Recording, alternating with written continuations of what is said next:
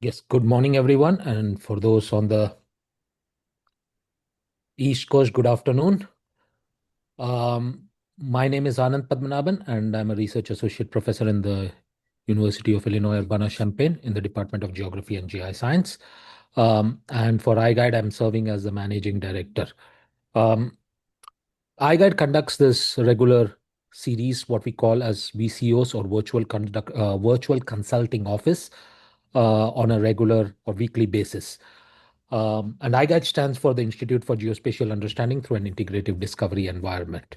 So, so some of you have already attended many of these VCOs. Some of you might be fresh.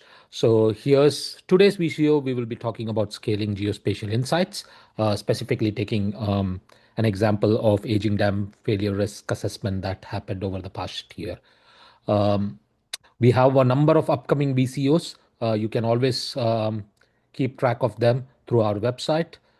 We have the number of at least three of them on our website currently. Those are upcoming VCOs, and you can join our mailing list to get informed about all the activities about iGuide and related activities.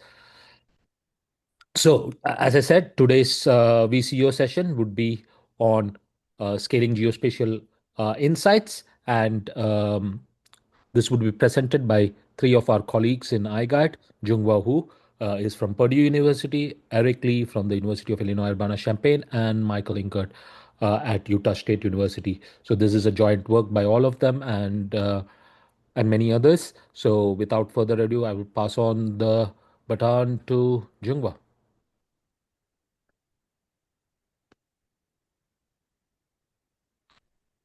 Could you could Yeah. you allow me to share? Yes, please go ahead. Okay.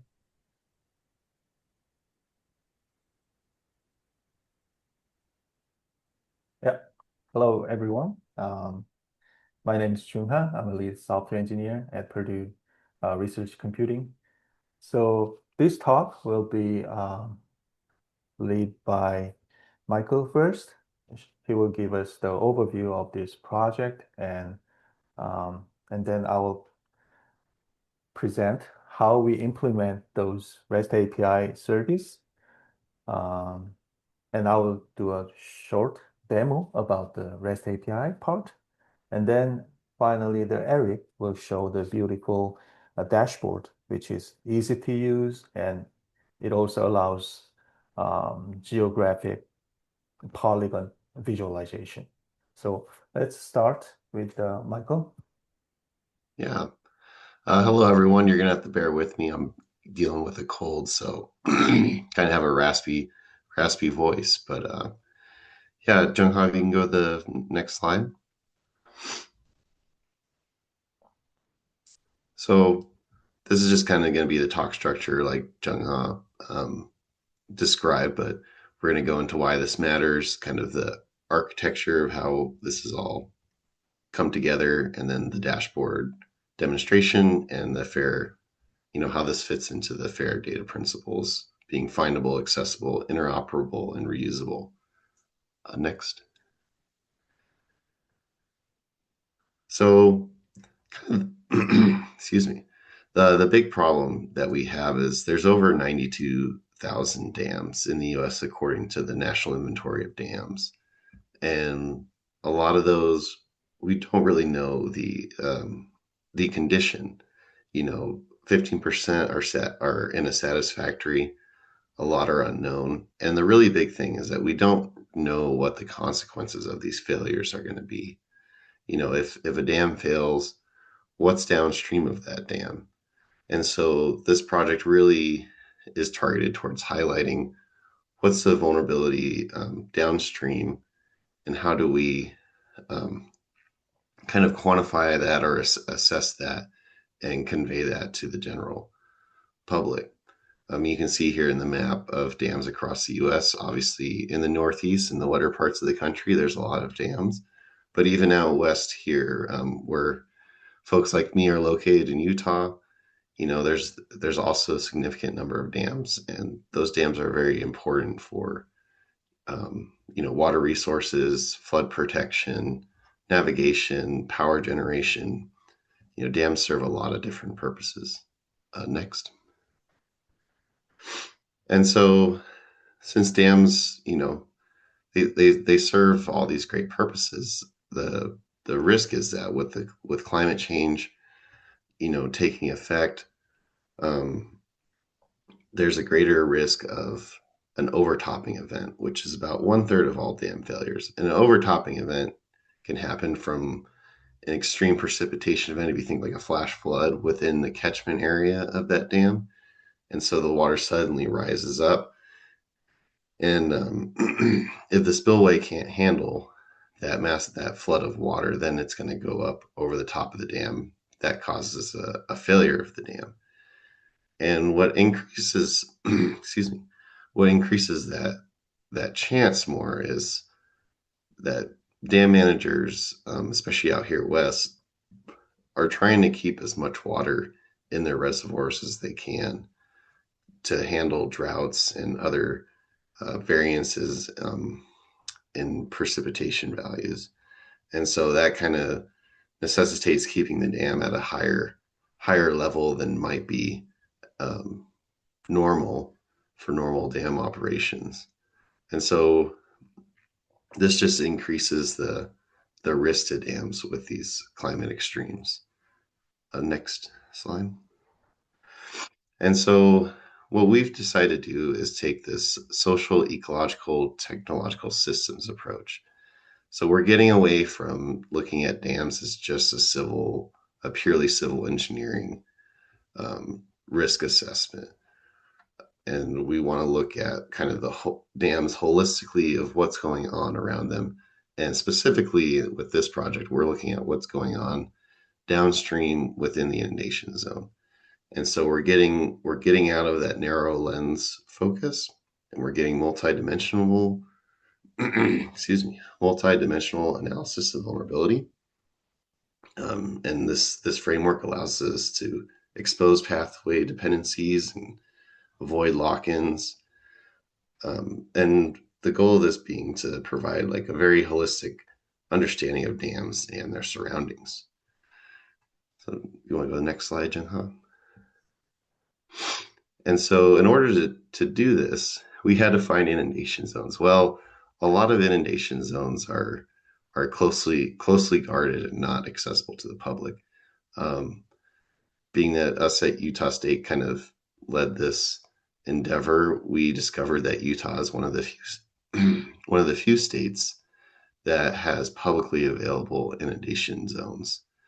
And so we were able to secure 227 inundation zones for state regulated dams. And a lot of this is thanks to our collaboration with the Utah Office of Dam Safety. A special shout out to Matt Call, who is the head of dam safety for the state of Utah. He's been fantastic to work with and has really helped us in ensuring that the work that we've done here is a usable tool for dam safety officers like himself and dam managers and so forth. And so here in the map, you can kind of see the spread of where these dams are located. Most of them obviously around urban populations, but there are some in more rural areas of the state. Go to the next slide, Jung-ha.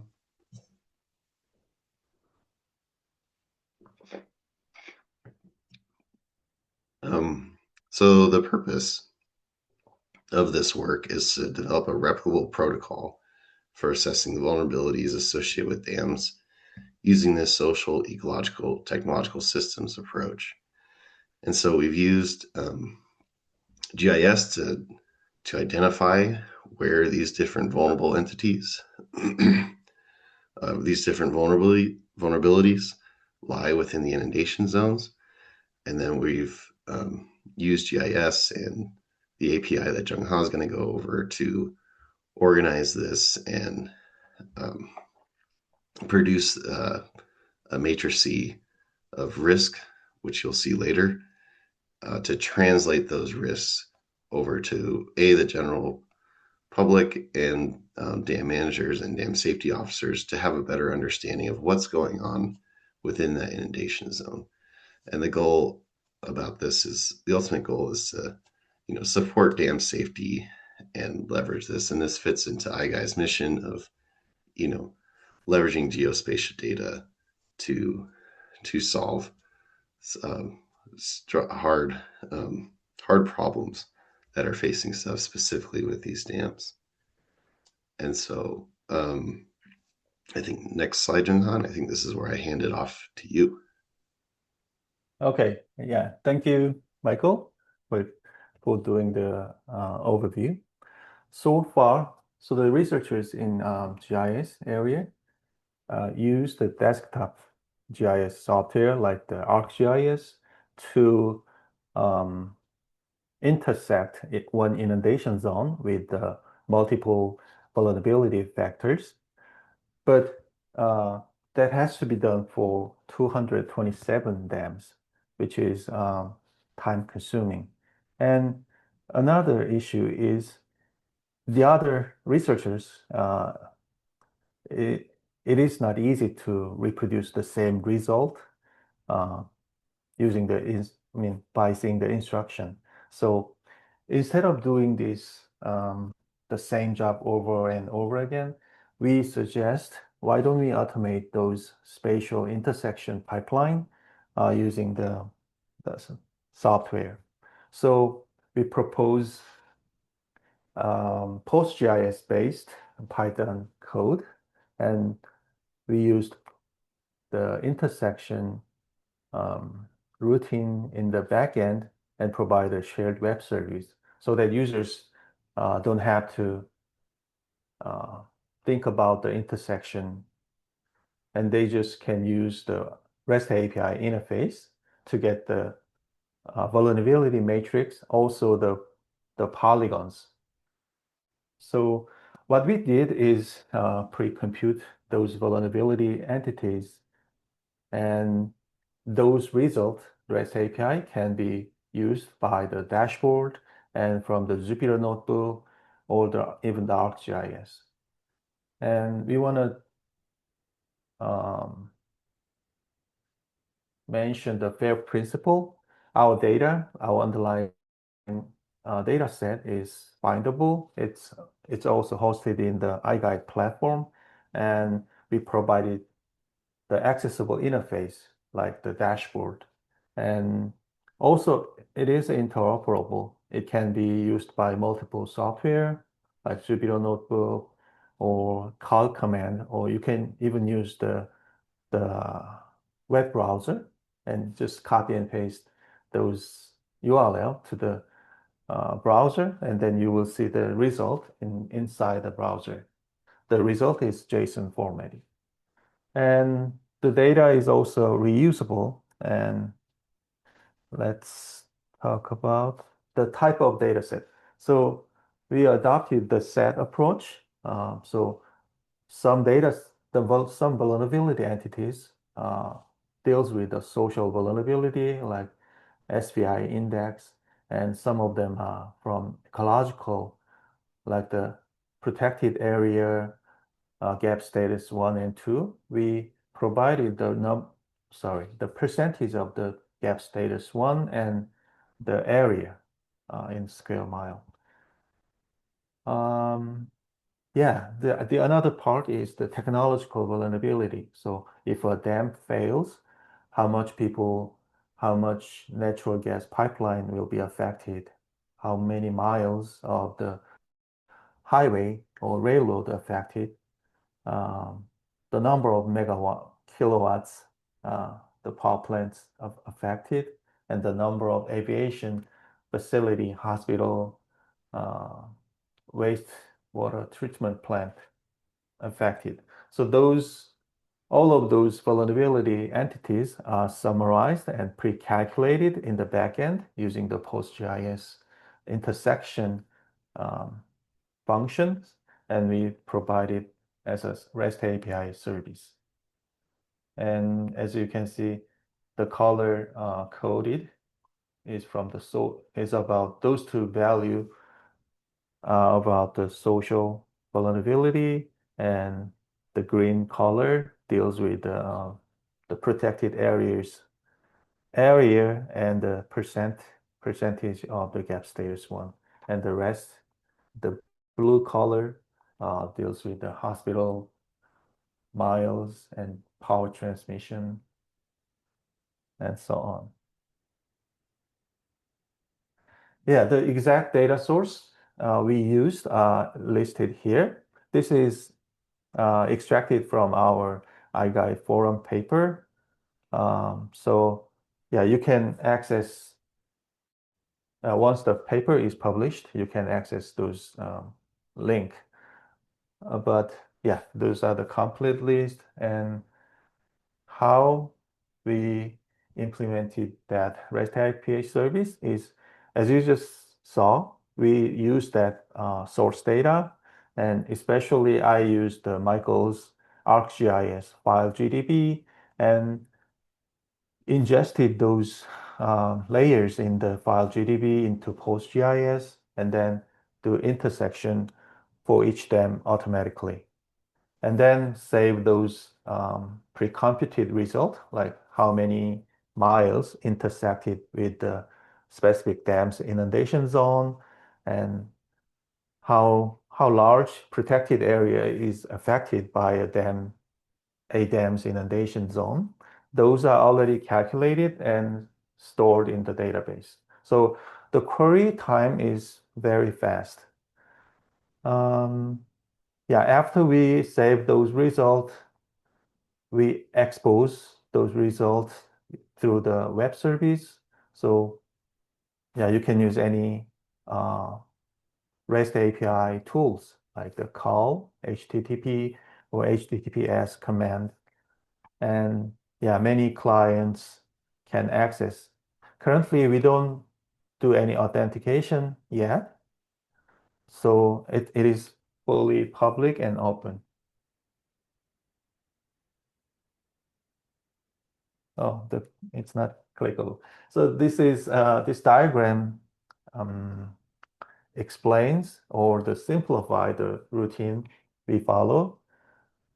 I hope this helps. So source data set, yeah, we talked about the vulnerability and the highway, railroad, and hospital power transmission. All of those data sets are imported by the Kubernetes Helm jobs. And then after importing the dam inundation zone, we pick the largest inundation area for each dam. So a dam may have multiple number of inundation scenario. We pick the largest inundation area scenario and intersect that area with those vulnerability entity layers. And then we compute the result. And then the next step is counting. How many people, how many hospital, how many beds will be affected. Those count-weighted aggregation is done separately by the area weighted aggregation. In some case, like the population, we don't know exact how many people live in one specific area. So we estimate using the census tract. This is one of the example of census tract. That is the permanent predefined area for the demographic tracking. Using those area, we calculated the area weighted aggregation, so estimated population, SBI score, and the protected area. Those three variables are calculated using the area weighted. There's a few other length-based aggregation, the highway, the state-regulated road, transmission lines. So we combine all of them and pre-computed those cache table, and we provided REST API service. And if you use this REST API, you can pull any kind of data and use whatever fashion you want to do. You can write your own Jupyter notebook and get all the data and store it to the pandas data frame, and then you have the whole freedom. You can sort, you can filter, or yeah, whatever. After filter sorting. You can even visualize using the IPy leaflet maps.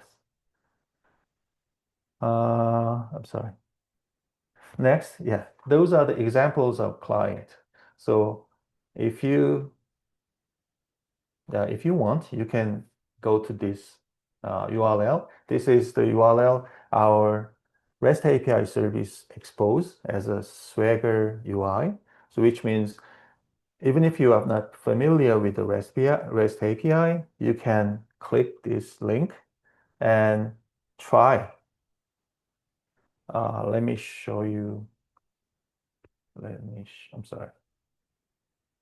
So let me escape. Those are the, yeah, this is the link you need to click, and it explains about the project and the targets. Target means you can ask what is the population, the list of variable. You can ask questions. So you can ask what is the population of the specific dams inundation zone, the number of people in those inundation zone, and the density. Let me increase. Yeah, let me increase the size. So the number of hospital, the maximum number of the trauma level, something like that. So you can ask all of those using this interface. Like, let's go to, yeah, let's go to the risk matrix. So if you click this, and you can specify like different dam. If you know the dam's number, you can type in and choose the variable, the vulnerability variable you are interested in. Like you can choose multiple, but at the same time, you can choose all variables using this true and false. So in this case, I'll choose true and execute. Yeah, then, sorry. Then it shows the JSON formatted data. So for this dam, there's one aviation facility in the inundation zone, and there's no hospital will be affected, no pipeline as well, and one power plant exists, and it produced 4.8 megawatts electricity. Yeah, something like that. So it also provides this unit information. So when you translate or interpret those numbers, you can use this information. So hospital trauma level is just a number between 0 and 5. And population is the number of head count also. Yeah. And at the same time, if you, yeah, here, instead of typing this one specific dam number, you can specify all, then it returns all the data. In that case, you can get the all 227 data at the same time. So let's go back to the slide. Yeah. So that's what I just showed.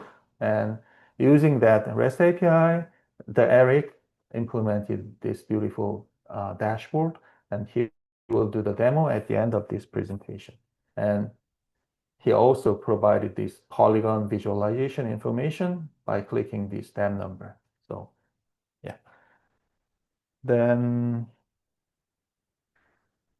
yeah, the goal of this REST API server is we want to make it easy for the dam officer to ingest or contribute their state inundation data. So for example, currently we only have the Utah state regulated dams, but if the North Carolina dam safety officer wants to use our REST API, he can contribute the inundation zone data. Then we can just copy and paste those ArcGIS file the others are the same. We don't need to modify the code. We don't need to do post-processing at all. That is our goal. So that's for the inundation zone.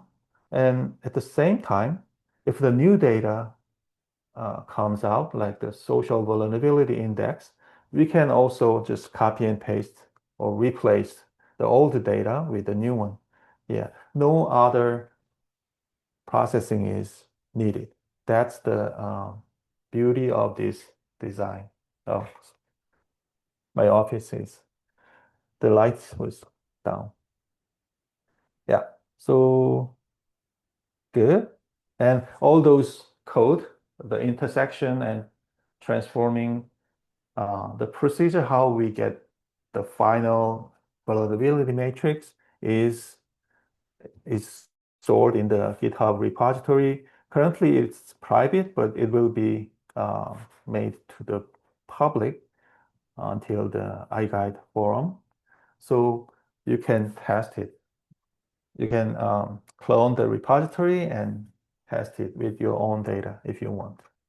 And the dashboard part, I will not spend a lot of time because it will be covered by the Eric soon.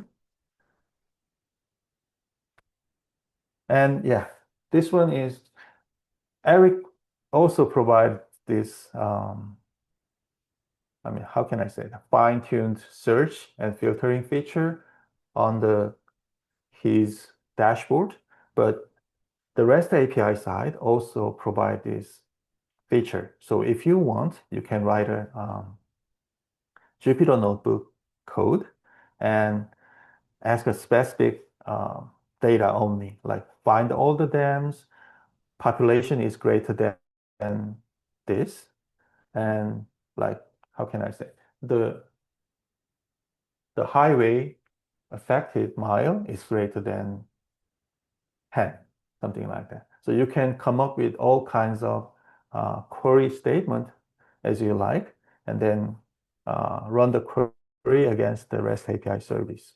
We also provided that endpoint. Then, yeah, so it will be, at first we thought providing the common vulnerability score is easy to use, but we run into the problem that if we use the 0 to 1 scale for every vulnerability entity, the users might not get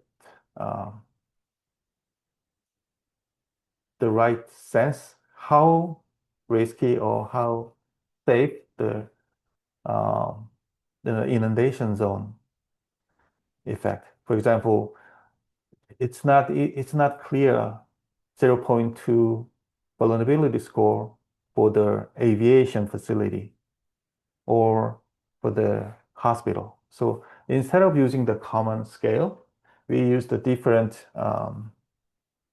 the classification threshold. So if the inundation zone affects just one hospital, we said it's high risk, and below that it could be low or moderate.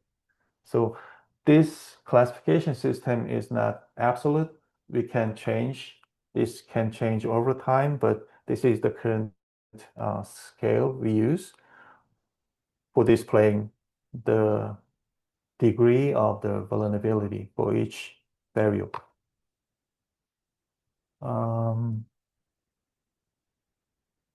Yeah, so yeah, as I said before, the good thing of this REST API backend system is you can easily update the underlying data set vulnerability, and you can easily add more inundation zone data. And it's auto refresh. So just executing one ham update command will trigger updating the backend PostGIS table. So users don't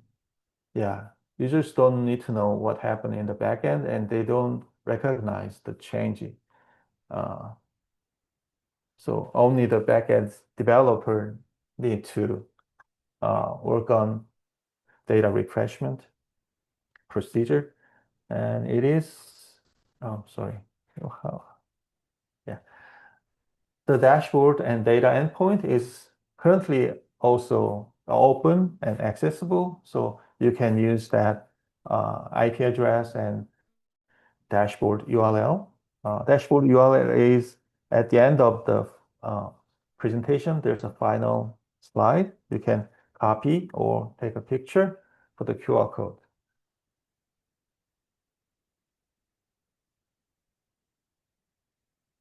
Yeah, so currently our REST API deals with 227 dams out of 90,000 dams in the National Inventory of Dams data.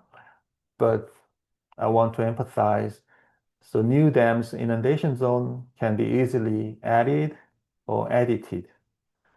And dam safety officers can use the dashboard for making decisions to find out the degree of vulnerability according to their own scenario. So this could be useful for the emergency manager to identify high priority dams, high risk dams affecting infrastructure and road without using the ArcGIS software. So this is the URL you want to try, but Eric will give us some demo about that. What else? Yeah, our system is bare principle oriented system. So we want to make sure the underlying data sets are available to the user, and it should be easy to use, and it could be used by many different software. Yeah, that's our goal. And the key takeaway is, yeah, we are bare principle, and we can reproduce the spatial science without doing the without repeating per dam analysis. Also, the dashboard and REST API can be used for the decision making procedure, and it is scalable. We can add more dams. It doesn't degrade the REST API speed. Yeah, because there's only less than 100,000 dams, so it should be easy to incorporate those data or ingest that data. But one exception is if you request a lot of polygon data, that takes time. Converting the data set into polygon and transmitting to your local browser, it takes time. So demo. Yeah, so I'll pass the slide to the Eric, but before that, audience, if you want, you can type in this URL in your browser and open up that dashboard interface. So you can also take a picture of the QR code and go to that URL, but we need a larger screen to see all of the matrix columns and the list of dams. So I suggest you open up browser from your laptop and use that. So I'll stop here. Eric, are you ready? Yep. Okay, so let me stop sharing. Yeah. Okay. Thank you, Yonghua. So hey everybody, I'm Eric. As Jonghua just introduced that I work at University of Illinois Urbana-Champaign, and I mostly handle the front-end development of this project. As you can see in the dashboard, that this is in heat map format that we use to visualize the risk level associated with each individual field or infrastructure within the inundation zone. So we try our best to make this dashboard as useful as possible.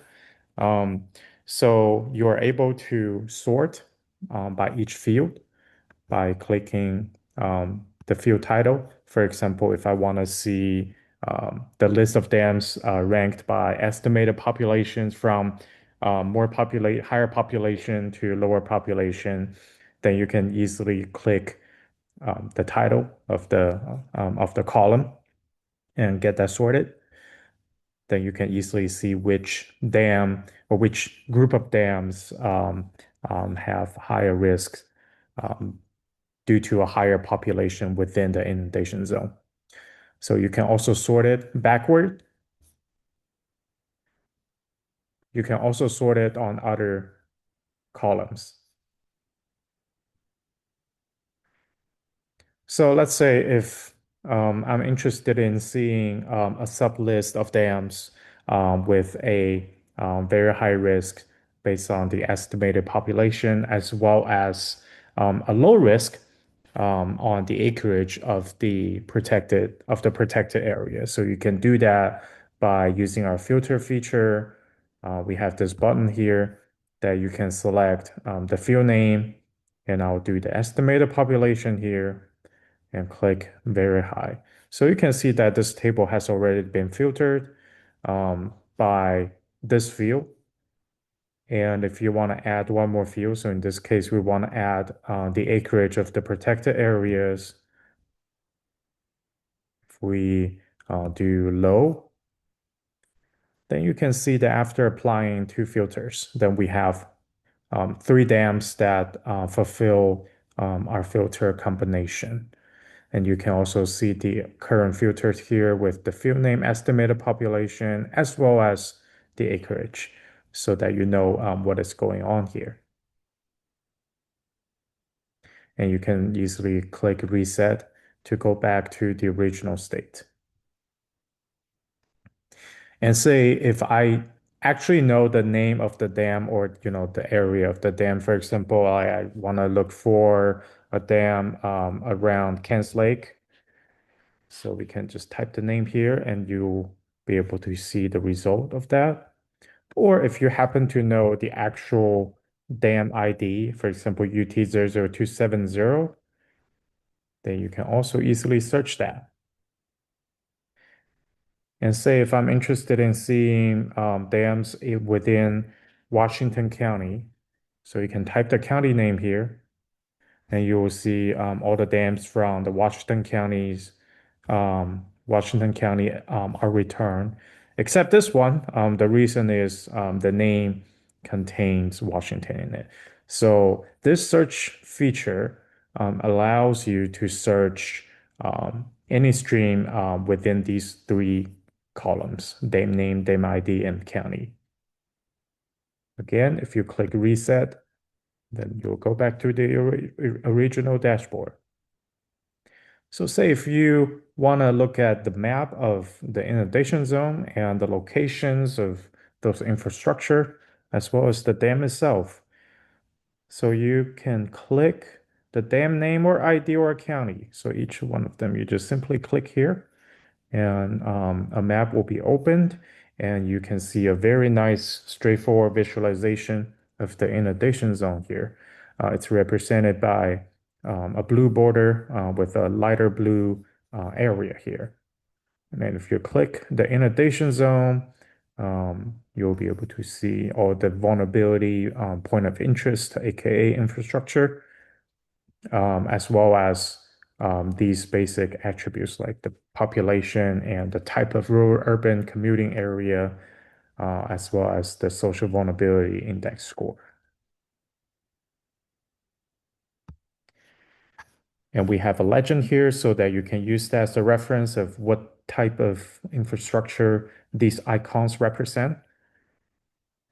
You will be able to see the actual dam location. Well, so this is actually a very approximate location of the dam. We get this location data from the National Inventory of Dams. We noticed that some instances that the dam location has sort of offset against the actual dam location. But this location, I would say it's accurate enough that you can use that as a reference to see where it is against the inundation zone. And if you click the dam icon, you will see more attributes closely related to the dam itself. So this is really information-rich map here. As you can see, all of these infrastructure within the inundation zone that might get impacted in the event of a dam failure. And we have their name, all these information. So you know what kind of infrastructure is within the inundation area. And even better, that we have a ability that you can change the type of the map tile. Then you can see we change that to terrain, or you can change that to satellite, or back to the OpenStreetMap Classic. And whenever you, for example, I zoom in and you want to go back to the full inundation zone, then you can click this recenter map. The map will automatically go back to the full view of the inundation zone. Last but not least, we value your opinion. We are the developers, and we try our best to understand what our end users really need. So we have this send feedback button. So you can simply click it, and you will be redirected to our amazing iGuide platform. And you can type your name, your email, and the questions or comments. You can even upload up to 5 images if it helps. To help us understand how we can improve this dashboard and the map to better serve you and your purposes. So this is the whole demo, and I believe this will be the end of our presentation. So now we have a few minutes to answer some questions, but also feel free to use the contact form to communicate with us with your opinion. Thank you. Thank you, Eric. Yeah, as Eric said, we have some time for the Q&A. So if you have any question, yeah, please let me know. Ask or type in the question in the chat box. Yeah.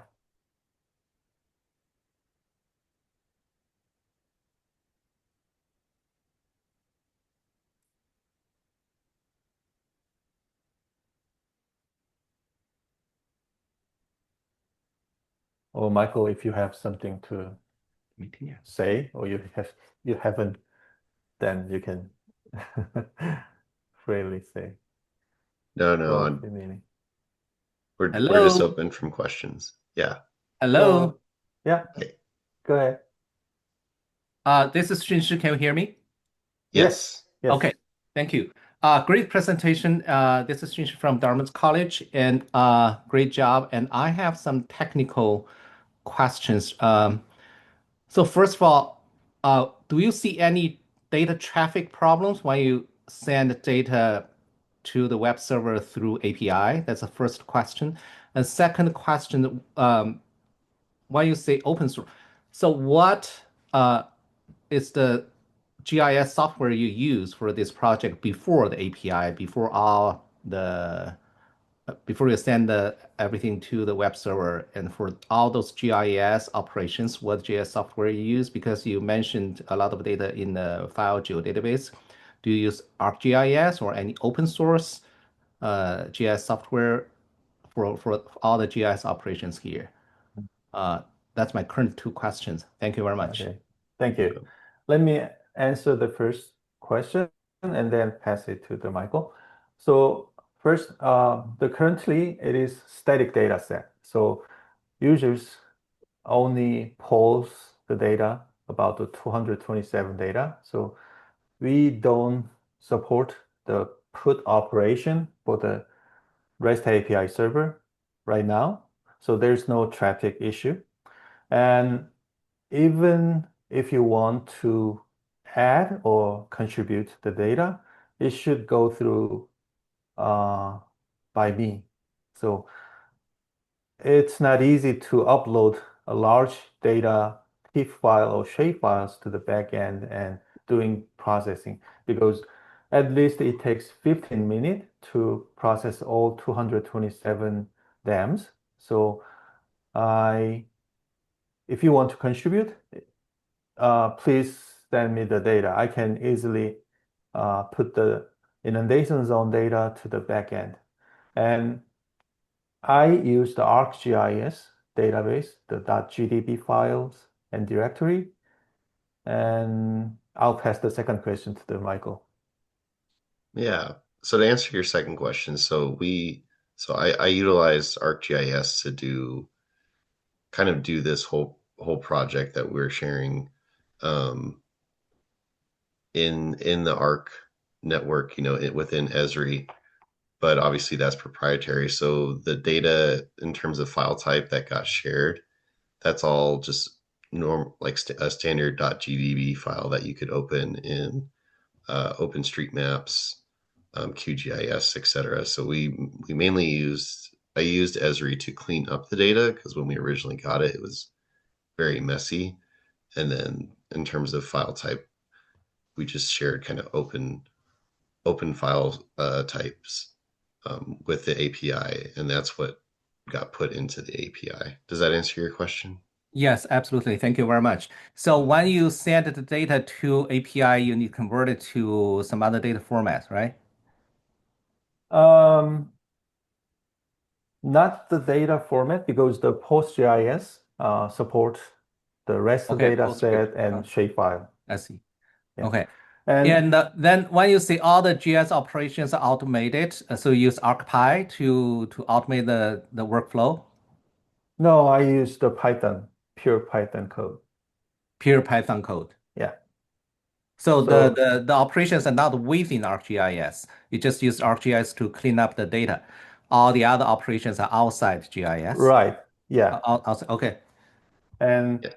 thank you. Then for that part, what software? Because you still need the GIS tools to work on those GIS operations. If you didn't work within ArcGIS, you didn't use ArcGIS tools to do that, what GIS software do you use? Could you say more specifically what post-processing you are talking about?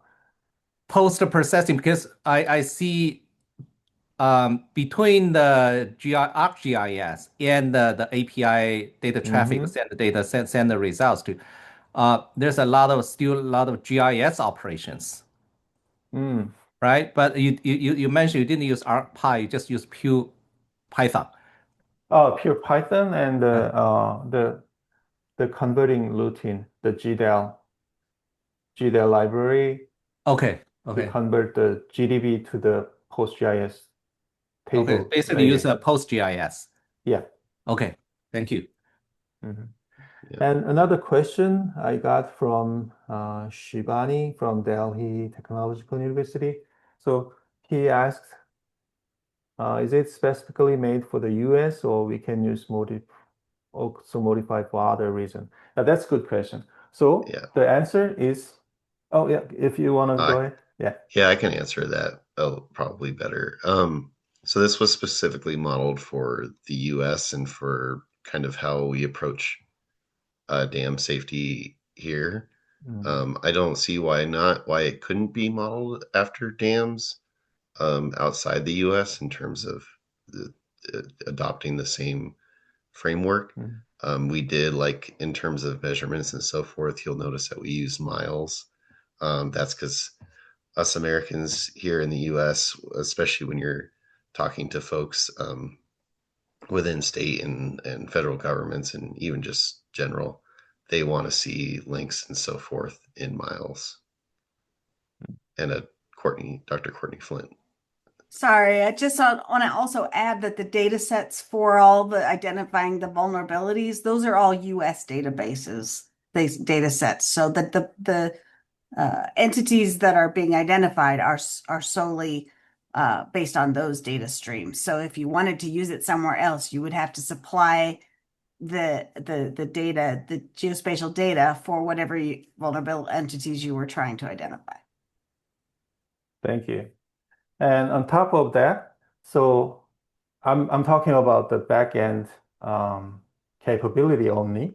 So the code itself works for any region of the world. So it is not dependent on specific coordinate reference system or projection, because we convert all the CRS into 4326 format, and then calculate the geodesic distance and area. So theoretically, it should work for India, Korea, China too, as long as you provide the other vulnerability data set. Does that answer your question, Shibahani? If you have more questions, please type in. Thank you.